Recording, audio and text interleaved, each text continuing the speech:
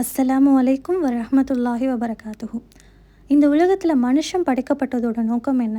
அல்லாவை மட்டும் வணங்கி வழிபட்டு அல்லாஹ்வின் தூதர் நபி ஸல்லல்லாஹு அலைஹி வஸல்லம் அவர்கள் எப்படி சொல்லி தந்தாங்களோ, குர்ஆன் மற்றும் ஹதீஸின் மூலமாக இப்படி வாழணும், இப்படி வாழக்கூடாதுன்னு நமக்கு காட்டி தந்தாங்களோ, அதன்படி வாழ்ந்து மரணித்து மறுமையில் வெற்றி பெறணுங்கிறதுக்காகத்தான் இந்த உலகத்தில் மனிதன் படைக்கப்பட்டிருக்கான். அப்படி வாழும்போது அவரவர் என்ன வாழ்க்கை முறையில் வாழ்ந்து மரணிச்சாங்களோ அதற்கேற்ப தான் அவங்களுக்கு சொர்க்கமும் நரகமும் வழங்கப்படும். சில பேர் சொர்க்கம் செல்லக்கூடியவர்களாக இருந்தாலும் கூட அவங்க செஞ்ச சில செயல்கள்னால அவங்களால சொர்க்கம் நுழைய முடியாது. அவங்களுக்கு என்ன ஆயிருக்கும் அப்படின்னா, சொர்க்கம் தடை செய்யப்பட்டிருக்கும், சொர்க்கம் ஹராமாக்கப்பட்டிருக்கும். அப்படி அது என்ன செயல்கள், அது என்னென்ன செயல்கள், அதை செஞ்சதுனால எப்படி அவங்களுக்கு சொர்க்கம் ஹராமாக்கப்பட்டது, அது யார் அவர்கள் தான் இந்த பயானில் நம்ம பார்க்க போகிறோம். அதன்படி முதல் நபர் யார் அப்படின்னா, அபு ஹுரைரா ரலியல்லாஹு அன்ஹு சொல்லி காட்டுறாங்க. நபி ஸல்லல்லாஹு அலைஹி வஸல்லம் அவர்கள் சொன்னதா, இரு பிரிவினர் சொர்க்கத்தில் நுழைய மாட்டாங்க, ஏன் அவங்க சொர்க்கத்தோட வாடையை கூட நுகர முடியாதுன்னு சொல்கிறாங்க.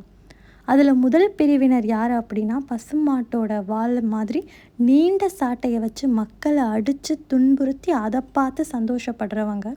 ரெண்டாவது பிரிவினர் மெல்லிய உடை அணிஞ்சு தன்னோட தோள்களை சாய்ச்சி கர்வமாக நடந்து ஆண்களை தன் பக்கம் ஈர்க்கக்கூடிய பெண்கள்னு சொல்கிறாங்க. இந்த ரெண்டு நபரையுமே நான் இதுவரை பார்த்ததில்லைன்னு நபி ஸல்லல்லாஹு அலைஹி வஸல்லம் அவர்கள் சொல்லியிருக்காங்க. இன்னும் நிறைய ஹதீஸ்களில் நம்ம கேள்விப்பட்டிருப்போம். நபி ஸல்லல்லாஹு அலைஹி வஸல்லம் அவர்கள் எச்சரிக்கை செஞ்சாங்க பெண்களை நோக்கி. என்ன சொன்னாங்க?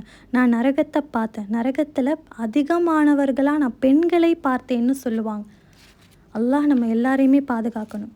நம்ம போடுற ட்ரெஸ்ஸு அலங்காரமாக இருக்குது, ஈர்ப்பை ஏற்படுத்தக்கூடியதாக இருந்துச்சு, அதெல்லாம் போய் இப்போ இந்த காலகட்டத்தில் எப்படி ஒரு சூழ்நிலை ஏற்பட்டு இருக்குது அப்படின்னா, நம்ம போட்டிருக்கிற ஹிஜாப், நம்ம போட்டிருக்கிற புர்கா, அதை என்னென்ன சொல்லி அந்த என்னென்ன பெயர்களால் அதை வாங்குறாங்கன்னா, இது ஸ்டைலாக இருக்கணும், ஃபிட்டிங்காக இருக்கணும், ஸ்டோன் ஒர்க் இருக்கணும், ஸ்ட்ரக்சராக இருக்கணும், இப்படியெல்லாம் சொல்லி பிறரோட கவனத்தை ஈர்க்கணும், தனியாக தெரியணுங்கிறதுக்காகவே புர்கா போடக்கூடிய ஒரு சூழ்நிலை இந்த காலகட்டத்தில் ஏற்பட்டிருக்கு.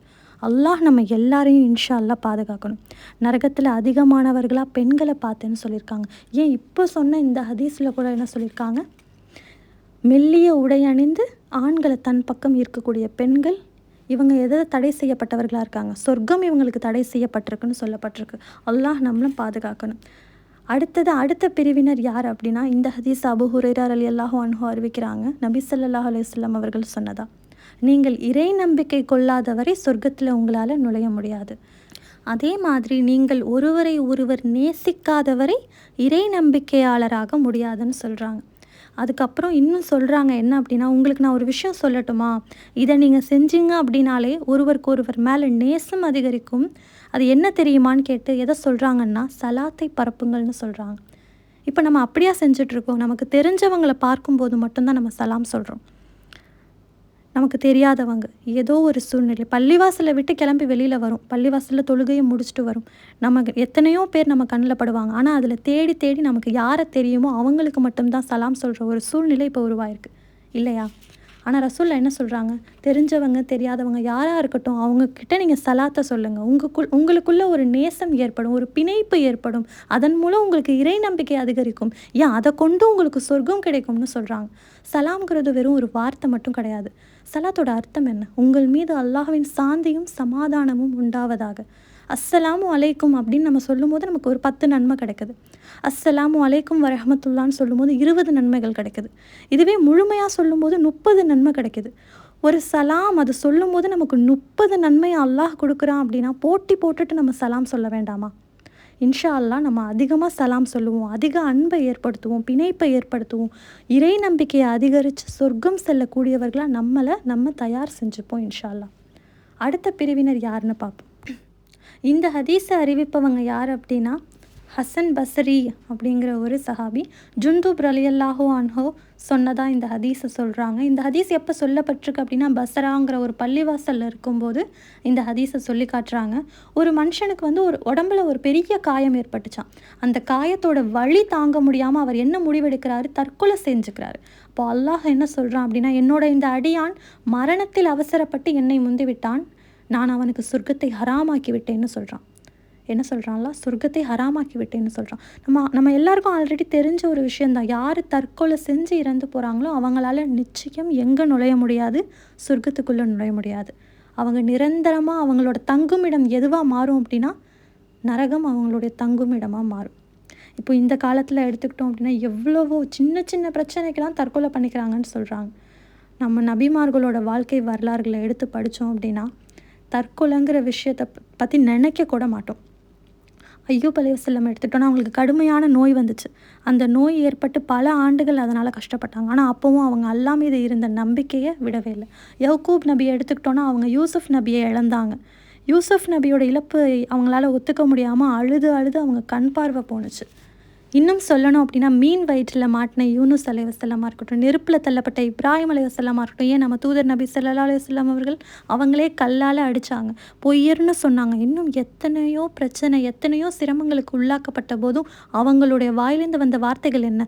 இது அல்லாஹ்வால் ஏற்பட்டது, இது அல்லாஹ் சரி செய்வான், நான் அல்லாவை நம்புகிறேன், நான் பொறுமையை கையாளுறேன்னு சொல்லி அந்த எவ்வளோ பிரச்சனை வந்தாலும் அவங்க பொறுமையாக இருந்தாங்க. ஆனால் இப்போது ஒரு 10th 12th எக்ஸாமில் ஃபெயில் ஆகிட்டேன்னு தற்கொலை செஞ்சுக்கிறாங்க, ஸ்ட்ரெஸ்ஸு டெப்ரெஷன்னு தற்கொலை செய்கிறாங்க. இன்னும் சில்லியான ரீசன்லாம் எடுத்துக்கிட்டோன்னா அத்தாம்மா திட்டாகா அதுக்காக தற்கொலை செஞ்சுக்கிட்டாங்கங்கிற நியூஸ் எல்லாம் நம்ம பார்க்குறோம், கேட்டுட்டும் இருக்கோம். நல்லா நம்ம மனசில் ஆழமாக பதிவு செய்யணும். தற்கொலை தீர்வானால் நமக்கு கிடைக்க போகிற பரிசு நரகம். அடுத்த பிரிவினர் யாருன்னு பார்ப்போம். இந்த ஹதீஸை அறிவிப்பவர் அப்துல்லா பின் மஸ்ஊத் ரலியல்லாஹு அன்ஹு. நபி ஸல்லல்லாஹு அலைஹி வஸல்லம் அவர்கள் சொன்னதாக சொல்லி காட்டுறாங்க, யாரோட உள்ளத்தில் அணு அளவு தற்பெருமை இருக்கோ அவங்க சொர்க்கம் நுழைய மாட்டாங்க. என்ன அளவு சொல்லியிருக்காங்க? அணு அளவு அவங்களோட உள்ளத்தில் தற்பெருமை இருந்தாலும் அவங்களால சொர்க்கம் நுழைய முடியாதுன்னு சொல்லியிருக்காங்க.